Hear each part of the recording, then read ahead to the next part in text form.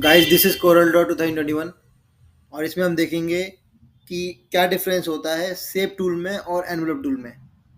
Shape tool में और envelope tool में डिफरेंस क्या होता है ये हम देखेंगे।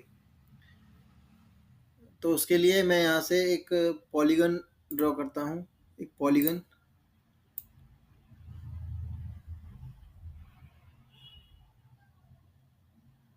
ये ले लिया।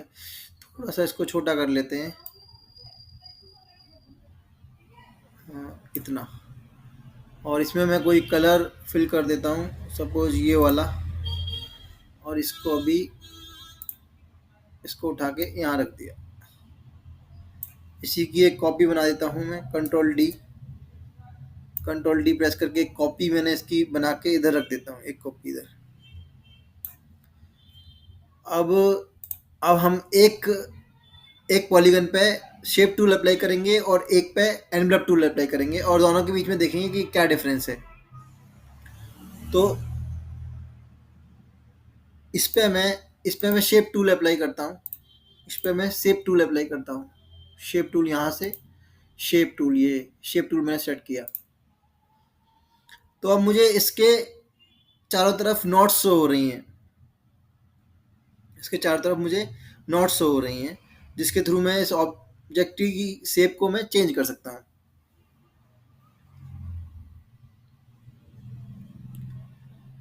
और जो मेरा ये वाला पॉलीगन है, इस पे मैं एनवलप टूल अप्लाई करके देखता हूँ। इस पे मैं एनवलप टूल अप्लाई करके देखता हूँ। एनवलप टूल यहाँ से सेलेक्ट करूँगा, इधर दे रखा है, इधर यहाँ पे एनवलप टूल ये मैंने सेलेक्ट किया। अब मुझे इस ऑब्जेक्ट के चारों तरफ एक एनवलप शो हो रहा है। इस ऑब्जेक्ट के चारों तरफ मुझे कुछ dash dash dotted lines show हो रही हैं चारों तरफ, वो इसका एनवलप है। और उस एनवलप पे मुझे नोट्स शो हो रही हैं इधर, ये वाली ये कुछ नोट्स मुझे इस पे शो हो रही हैं। अब बेसिकली दोनों में डिफरेंस क्या है वो हम देखना चाहते हैं। तो अब जैसे पिक टूल सेलेक्ट किया यहाँ से। अब जैसे पहला वाला ये वाला ऑब्जेक्ट है, इस पे मैं अगर शेप टूल अप्लाई करता हूँ यहाँ से, शेप टूल, तो जो नॉट्स मुझे शो हो रही हैं वो ऑब्जेक्ट पे ही शो हो रही हैं। मतलब जो ऑब्जेक्ट की बाउंड्री है उसी पे है नॉट्स। जो नॉट्स मुझे शो हो रही हैं शेप चेंज करने के लिए, वो ऑब्जेक्ट की बाउंड्री पर ही हैं। या शेप टूल के केस में वो ऑब्जेक्ट की बाउंड्री पर ही हैं सारी नॉट्स जो मुझे शो हो रही हैं शेप को चेंज करने के लिए।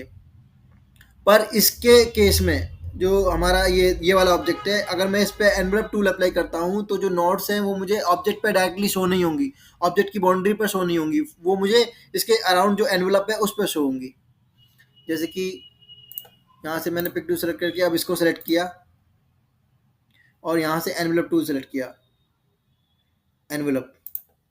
तो अब जो मुझे नॉट्स हो रही हैं वो इसके अराउंड जो एनवलप है उस पर शो हो रही हैं, वो ऑब्जेक्ट पे डायरेक्टली नहीं है। ये नॉट्स जो मुझे शो हो रही हैं वो ऑब्जेक्ट की बाउंड्री पर नहीं है, वो ऑब्जेक्ट की बाउंड्री पर डायरेक्टली नहीं है, वो उसके अराउंड जो डॉटेड एनवलप है उस पे है ये नॉट्स। तो यही डिफरेंस है दोनों के बीच में कि शेप टूल के केस में जो नॉट्स हैं वो ऑब्जेक्ट पे ही होती हैं, ऑब्जेक्ट की बाउंड्री पर एनवलप टूल के केस में जो नॉट्स हैं वो उसके अराउंड जो एनवलप होगा उस पे होंगी, डायरेक्टली ऑब्जेक्ट पर नहीं होंगी।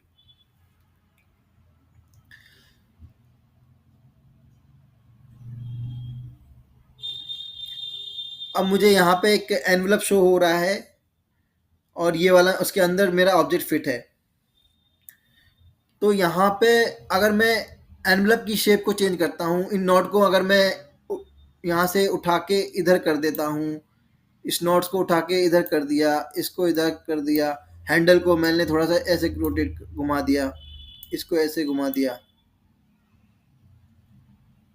इसको मैंने यहाँ कर दिया, हैंडल को थोड़ा सा मैंने यहाँ से घुमा दिया, यहाँ से घुमा दिया, तो मेरा एनवलप की शेप चेंज हो रही है। जब मैं नॉट्स को पकड़ के खींच रहा हूँ और हैंडल्स को घुमा रहा हूँ तो जो मेरा डॉटेड एनवलप है उसकी शेप चेंज हो रही है। ऑब्जेक्ट जो उसके अंदर है वो केवल मॉडिफाई हो रहा है इसके according to fit into that envelope. Object की शेप एक्चुअली चेंज नहीं हो रही है, एक्चुअली शेप एनवलप की चेंज हो रही है, ऑब्जेक्ट सिर्फ उसके अकॉर्डिंग मॉडिफाई हो रहा है to fit into that envelope. Object की शेप चेंज नहीं हो रही है, ऑब्जेक्ट केवल मॉडिफाई हो रहा है, एनवलप की शेप चेंज हो रही है। पर शेप टूल के केस में अगर मैं शेप टूल इस ऑब्जेक्ट पे इस ऑब्जेक्ट पे शेप टूल अप्लाई करता हूँ, तो शेप टूल के केस में क्या होगा कि जो शेप है वो एक्चुअली ऑब्जेक्ट की ही चेंज होगी। शेप टूल के केस में जो शेप है वो ऑब्जेक्ट की ही एक्चुअली चेंज हो रही है। जैसे कि यहाँ से मैं पिक टूल सेलेक्ट किया, अब मैंने ये ऑब्जेक्ट सेलेक्ट किया और इस पर शेप टूल अप्लाई करता हूँ, शेप टूल। तो मुझे नॉट्स ऑब्जेक्ट पे शो हो रही हैं। अब मैं नॉट्स को पकड़ के खींचूंगा, ऐसे मैंने खींच दिया, थोड़ा सा मैंने इसको लाइंस को कर्व कर देता हूँ, यहाँ से कन्वर्ट टू कर्व कर दिया। अब मुझे हैंडल्स शो हो रहे हैं, हैंडल्स को पकड़ के मैं ऐसे खींच दिया, इसको मैंने यहाँ पे खींच दिया। तो जो ऑब्जेक्ट है, जैसे मैंने इसको पकड़ के थोड़ा सा इधर खींच दिया नॉट को, और हैंडल को भी मैंने सपोज यहाँ से पकड़ के थोड़ा सा खींच दिया, तो जो शेप है वो एक्चुअली ऑब्जेक्ट की ही चेंज हो रही है।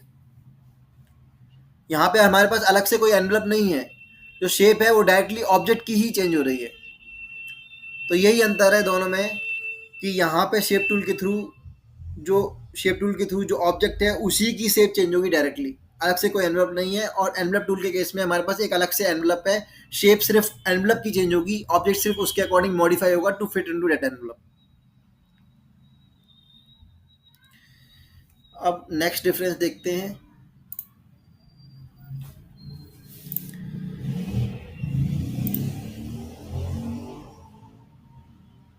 अब जैसे मैंने इस ऑब्जेक्ट पे क्लिक अप्लाई सेलेक्ट किया, अब मैंने जैसे इस ऑब्जेक्ट को सिलेक्ट किया, अब यहाँ से मैं एनवलप टूल सेलेक्ट करता हूँ, एनवलप टूल। तो इसके अराउंड जो एनवलप है, इसके अराउंड जो एनवलप लगा हुआ है, उसके अकॉर्डिंग जो ऑब्जेक्ट की लुक मॉडिफाई हुई है। मेरे पास एक ऑप्शन दे रखा है क्लियर एनवलप का। अगर मैं इसको क्लियर एनवलप को क्लियर करूँगा, दबाऊंगा, क्लिक करूँगा, तो एनवलप हट जाएगा, जो एनवलप लगा हुआ है वो हट जाएगा, और जो ऑब्जेक्ट है बिल्कुल जैसे पहले था बिल्कुल वैसा हो जाएगा, जैसे ओरिजिनली मेरा ऑब्जेक्ट था। और मैं क्लियर एनवलप पे क्लिक करूँगा तो एनवलप हट जाएगा, और जो मेरा ऑब्जेक्ट जैसा बिल्कुल पहले था ओरिजिनली बिल्कुल वैसा हो जाएगा। मैंने क्लिक किया तो ये, तो अब मेरा ऑब्जेक्ट बिल्कुल जैसे पहले पॉलीगन था वैसे हो गया। पर लेकिन इसके केस में मैं इसको सेलेक्ट किया और यहाँ से शेप टूल सेलेक्ट किया, शेप टूल। पर इसके केस में मैं क्लियर नहीं कर सकता, जो भी मैंने चेंजेस इस पे ऑब्जेक्ट पे किए हैं उसको मैं टोटली क्लियर नहीं कर सकता। सिर्फ मेरे पास एक अंडू का बटन है, उसको मैं दबा सकता हूँ बीच बीच में सिर्फ मेरे पास अंडू का बटन होता है, मैं उसको क्लिक कर सकता हूँ। पर पर इस ऑब्जेक्ट की जो भी शेप चेंज हुई है, जो भी इसमें मैंने शेप टूल के थ्रू चेंजेस किए हैं, उनको मैं क्लियर नहीं कर सकता टोटली, ताकि मेरा ऑब्जेक्ट पहले जैसा हो जाए। जो भी चेंजेस मैंने किए हैं उनको मैं टोटली क्लियर नहीं कर सकता कि मेरा ऑब्जेक्ट बिल्कुल जैसे पहले जैसे पॉलीगन था ऐसा बिल्कुल ऐसा हो जाए। यहाँ पे मेरे पास क्लियर का ऑप्शन नहीं होता है।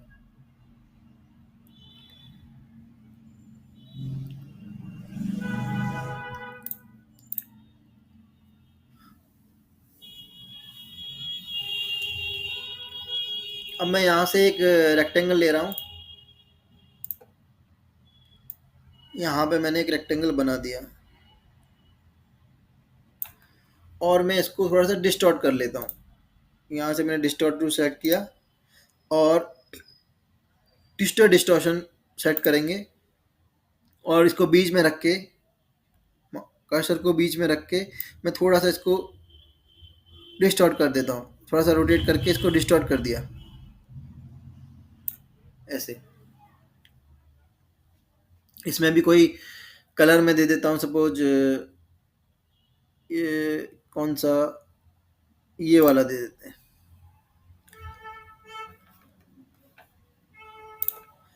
अब मैं चाहता हूँ कि ये जो शेप है,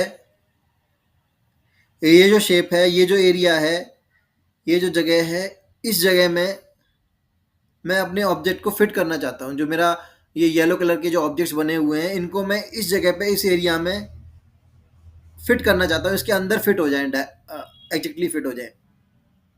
तो एनवलप टूल के थ्रू मैं इस ऑब्जेक्ट को एनवलप टूल के थ्रू मैं एग्जैक्टली फिट कर सकता हूँ, पर इस ऑब्जेक्ट को शेप टूल के थ्रू मैं इसको प्रॉपरली इसके अंदर फिट नहीं कर पाऊंगा।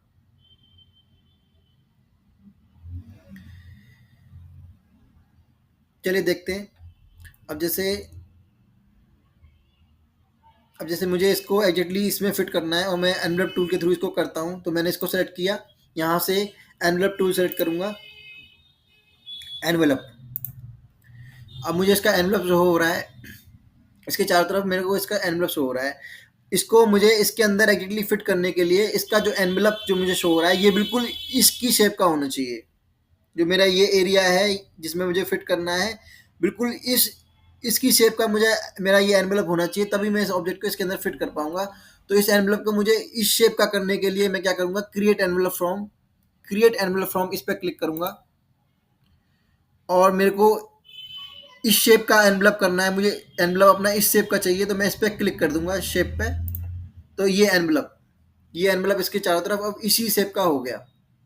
ये चारों तरफ जो एनवलप शो हो रहा है वो बिल्कुल उसी इसी इसी शेप का हो गया।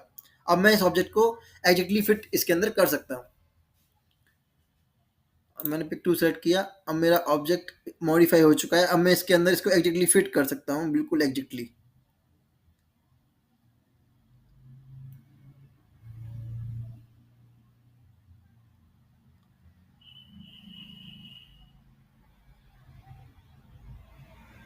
ये हो गया।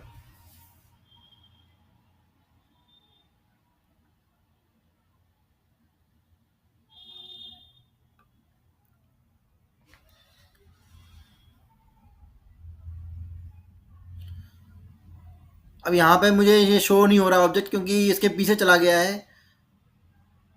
जो मेरा ग्रे कलर की जो शेप है, एरिया है, वो ऑब्जेक्ट मेरा उसके पीछे चला गया है, इसलिए मुझे शो नहीं हो रहा है। इसको मुझे आगे को लाना पड़ेगा, इसके लिए मैं फ्रंट पे क्लिक करूँगा, तो ये आगे को आ गया। यहाँ से मैंने क्लिक किया to front of the layer, front में लाने के लिए, तो मैंने यहाँ से क्लिक किया तो ये फ्रंट में आ गया, उसके उसके आगे आ गया। तो अब मुझे ये शो हो रहा है। तो ये एग्जैक्टली मेरा ऑब्जेक्ट अब इस शेप के अंदर, इस एरिया के अंदर एग्जैक्टली फिट हो गया। सारी ये बाउंड्री पर इसको टच कर रहा है, यहाँ पे टच कर रहा है बाउंड्री पर, यहाँ पर टच कर रहा है और यहाँ पर टच कर रहा है, एग्जैक्टली इसके अंदर फिट हो गया एनवलप टूल के थ्रू। ठीक है, तो मैं इसको उठा के इधर रख देता हूँ। अब मैं चाहता हूँ इस ऑब्जेक्ट को शेप टूल के थ्रू इसके अंदर एग्जैक्टली फिट करना। इस ऑब्जेक्ट को शेप टूल के थ्रू इसके अंदर एग्जैक्टली फिट करना मैं चाहता हूँ, तो मैं नहीं कर पाऊंगा प्रॉपरली, इसके अंदर फिट नहीं कर पाऊंगा शेप टूल के थ्रू, क्योंकि यहाँ पे मेरे पास एनवलप नहीं है ताकि मैं उसकी शेप को बिल्कुल इसकी तरह का करके मॉडिफाई करके इसको फिट कर सकूँ। यहाँ पे मैं शेप टूल के थ्रू इसकी शेप को अगर मैं चेंज करता हूँ तो उसके थ्रू मैं करके इसके अंदर प्रॉपरली इसको फिट नहीं कर सकता। जैसे कि मैंने इसको सेलेक्ट किया और यहाँ से मैंने शेप टूल सेलेक्ट किया, शेप टूल। अब मुझे यहाँ से कुछ इसे को छोटा करना पड़ेगा, इस ऑब्जेक्ट को थोड़ा सा छोटा करना पड़ेगा ताकि इसके बराबर कर सकूँ। तो मैं यहाँ से मान लो पकड़ के इसको खींचता हूँ, तो ये इतना छोटा मैंने कर दिया। अब मैं इसको और छोटा करके देखता हूँ ताकि ये फिट हो जाए इसके अंदर, तो और मैंने और छोटा कर दिया। अब मैं देखता हूँ ये फिट हो रहा है कि नहीं इसके अंदर। अभी भी फिट नहीं हो रहा है, अभी भी एग्जैक्टली फिट नहीं हो रहा है प्रॉपरली इसके अंदर। तो मैं इसको थोड़ा सा और छोटा करता हूँ, शेप टूल मैंने सेलेक्ट किया और छोटा कर लिया। अब मैं देखता हूँ फिट हो रहा है नहीं हो रहा है।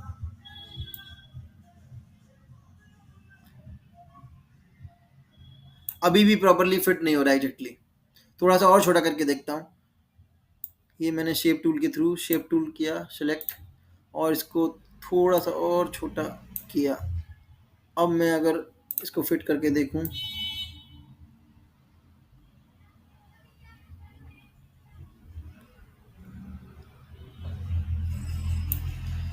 अब इसको यहाँ पे मैं क्लिक करूंगा to front of the layer, इसको आगे को लाने के लिए। ये पीछे को है, अभी दिखाई नहीं दे रहा है, इस पर क्लिक किया तो ये आगे आ गया, अब मुझे दिखाई दे रहा है। तो ये ऑब्जेक्ट इसके अंदर तो आ गया, पर एग्जैक्टली प्रॉपरली फिट नहीं हुआ है इसमें।